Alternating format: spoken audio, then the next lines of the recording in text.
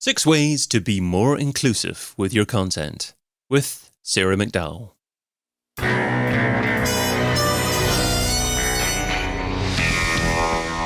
In Search SEO podcast is brought to you by Rank Ranger, the all-in-one SEO platform that helps scale your business through data and analytics. Hey, it's David. Are you unintentionally turning off a significant chunk of your target audience by publishing content that isn't inclusive?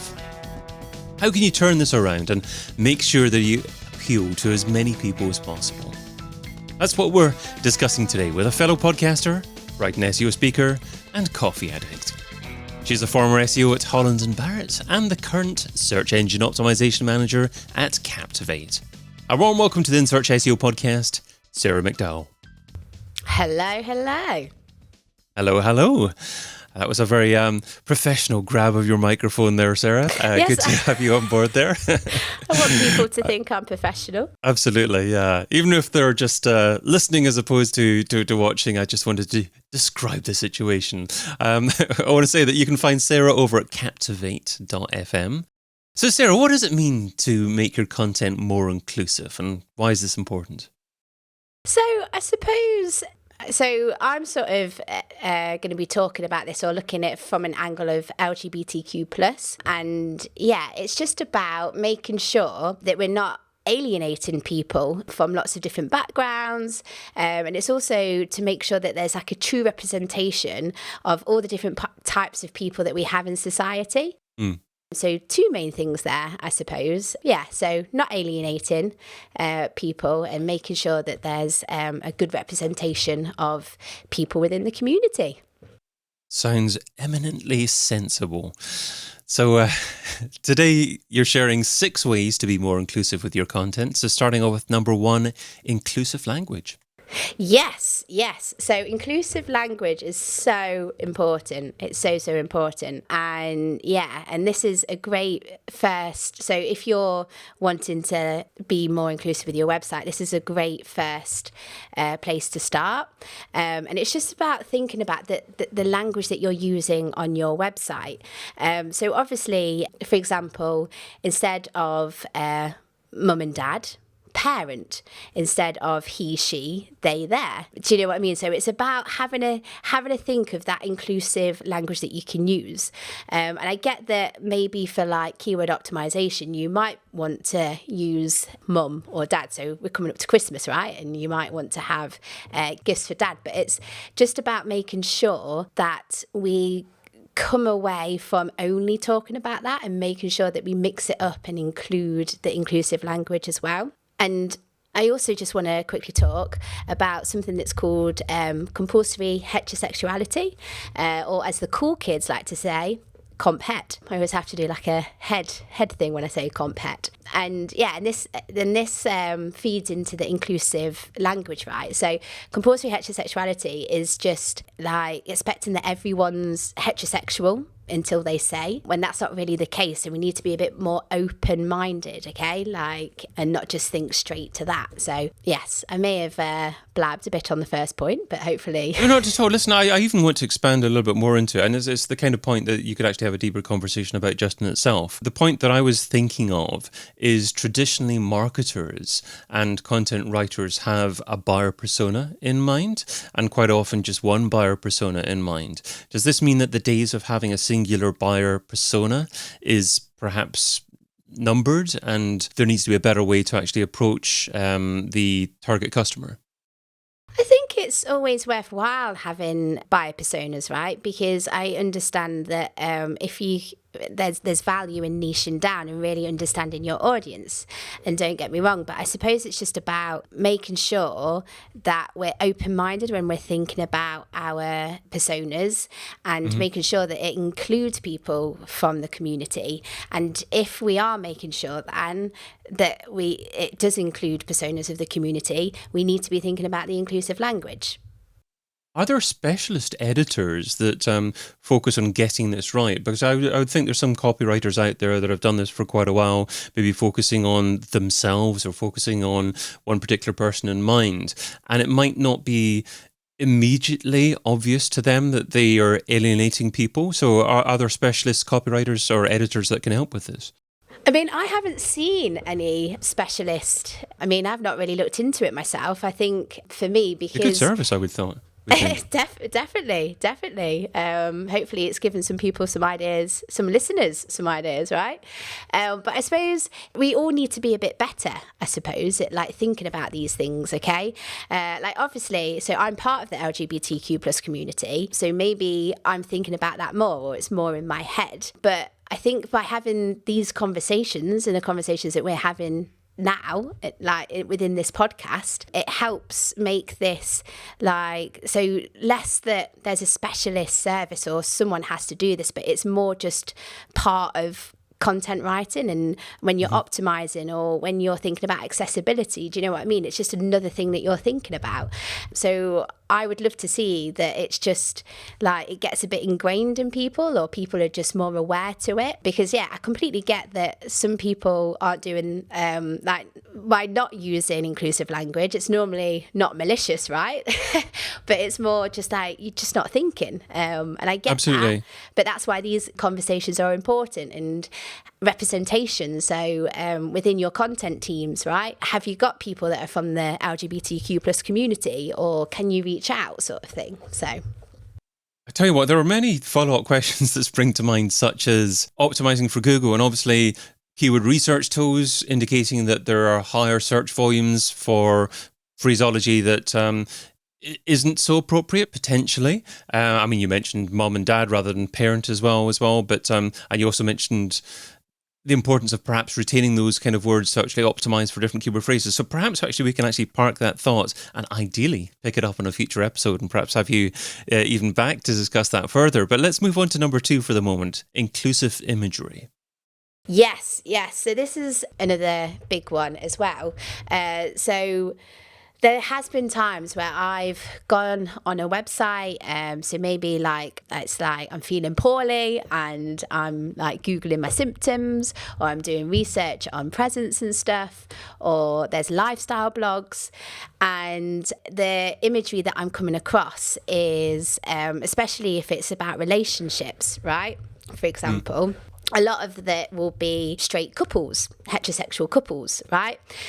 So again, it's just another opportunity where we can make sure that we're not alienating people, and I sound like a broken record, and we are representing the community by ensuring that we've got a wide range of imagery that we're using, and it needs to be diverse, okay? So when we are looking at, like, I guess normally, so in an ideal world, you have your own pictures that you'd use, I suppose, but stock imagery, I get that a lot of websites are using that, and there's lots of great resources out. Like if you do a Google search of inclusive stock imagery, or so for example, and I can provide a link because Vice have a good collection of stock photos that cover a lot of different topics like lifestyle, technology, school, work. So I can send that link across if you wanted to include it in the resources of this episode, or the show notes, should I say. But have a Google and just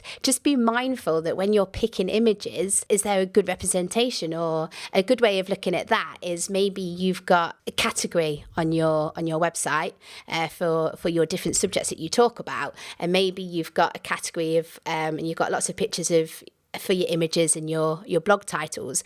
Have a scan and have a look and see if they are diverse. So again, similar to the language, it's just about being aware of this and making sure that we're really representing all different types of people within our imagery that we use for our website.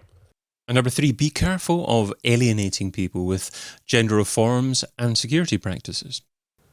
Yes, so this is another big one. So, for example, if you're signing up to something, there might be a security practice such as, what is your mother's maiden name, right? I see that quite a lot. And there's a lot of reasons why people might not have a mother. So, for example, someone might have 2 fathers, right? So you can see how that's quite alienating towards that person. And then the other big one is gender. So first things first, gender is a quite personal question, especially to those who are trans, for example. And it's a quite hard question to answer. So first things first, if you are asking for gender, do you need that information? Okay, do you need that? Is it going to help you? And if you do need it, you should have like a bit of description somewhere on the form saying why. What are you going to do with that information? Because then that person who is given that information, that feel a bit nervous about it, they know why. Do you know what I mean? Like once you know why you're giving personal information and you know why you need to do it, you're more likely to feel comfortable. So yeah, and then just make sure as well that on the form it's not just male, female and prefer not to say, because you might think, prefer not to say, that's incorporating them all, but again that's really alienating towards someone that doesn't fit within male or female if they've only got prefer not to say, because they might want to say, but they just don't have the option. And I see a lot of these forms, and again, I know it's not malicious, and it's just an overthought. Like people just aren't thinking. Bringing us up to number 4, keywords. Keywords, yes. So here you need to be careful. So if you do sell products or services for the community, if you legitimately sell products for the community, do your keyword research and find out what people are searching from the community, which you should be coming up for, right? So do the research. I did a talk at Brighton SEO, I think it was last year now, but I spoke about how to be an LGBTQ plus ally, and I made the joke about, don't just say, for example, I'm selling soup for lesbians, lesbian soup, right? Like that's the only joke that I could think about. But then it did remind me that Marks and Spencer's got into hot water because during Pride a couple of years ago, I can't remember what year it was, they did a different take on the BLT and called it the LGBT, and basically made a sandwich based on those. So it was like lettuce, guacamole, don't know what the B, bacon and tomato. There we go. And they got in hot water. Like, yes, Marks and Spencer's did so every sandwich that was bought, some of it went to charity, but I think it didn't sit right with some people of the community. Use a bit of common sense. Is it actually something of value that you're offering, or are you just trying to gain some cheap PR out of it? Exactly. And again, it does remind me about not jumping on the Pride bandwagon, right? And again, this is a big topic, but every year when Pride happens, we see quite a few companies jumping on the bandwagon because they kind of see it as we can slap on a rainbow and sell some more products, when that isn't the point, okay? Like, if you want to get involved in Pride, yes, do, but make sure it's for the right reasons. Maybe you want to raise awareness about a topic, for example. So it kind of feeds into that as well. And that kind of feeds into point number 5, showing support on your website. And then you've got search function as well. Yes. So if you decide that, okay, so for example, Starbucks, again, for a couple of years ago, they did something good and it was received well within the community, but they partnered with a charity called Mermaids, and they're an LGBTQ plus charity, and they paired with them and they did an ad campaign to show the big significance of someone presenting a new name for the first time. So obviously, for example, in the trans community, and they did that by someone going to Starbucks, and you know how they ask for your name to put on the cup. They were presenting a new name for the first time, and that was a real big step. And yeah, that went down really well with the community because, one, they paired with a charity who knew that they were talking about, and they used it as an opportunity to raise awareness, and they raised money for charity and all that good stuff. So by all means, if you're doing stuff for the community that's relevant to your business, make sure that you're shouting about it on your website. So like have a dedicated page somewhere that talks about what you're doing and why. And again, that will show to the community that you're being supportive, right? And then with the search function as well. So a lot of websites have a search bit where you can type in anything that bring back relevant searches. Again, if you've got content that's relevant to the LGBTQ plus community, make sure it's being found. So for example, have a test on your website and type in gay, for example, see what that brings back. And if it doesn't bring anything back, but you know you've got content that's relevant, then that's where you need to have a look at, okay, how can you do that better? And that brings us up to number 6, link out to resources. Yes, yeah. So this is another way that we can support the LGBTQ plus community. So again, like the idea isn't for you to link out to all the resources that you possibly can. They need to be relevant to your business and what you do. So for example, maybe you're in the travel sector. Unfortunately, it's very sad to say this, but it's not safe for the LGBTQ plus community to travel everywhere in the UK. Sorry, not in the UK, in the world. Sorry, in the world. Make sure I get that right. And that is sad. So if you are in the travel sector, maybe you can link out to a resource where there's a map and it's color coded in like green, where it's like very friendly for the LGBTQ plus community. Orange or amber could be they're okay, but there's some issues, and red is it's illegal sort of thing. So have a think of things that you can do. Or say you're in the beauty sector, right? Maybe you can link out to beauty products or resources where you know the business owners are from the LGBTQ plus community. So just have a think of ways that you can support the LGBTQ plus community by either making things safer for them or showing support to other businesses and professionals or people that are in the community. Great advice. Let's finish off with the Pareto pickle. So Pareto says that you can get 80% of your results from 20% of your efforts. What's one SEO activity that you would recommend that provides incredible results for modest levels of effort? I love this question, and I loved your Finger movement.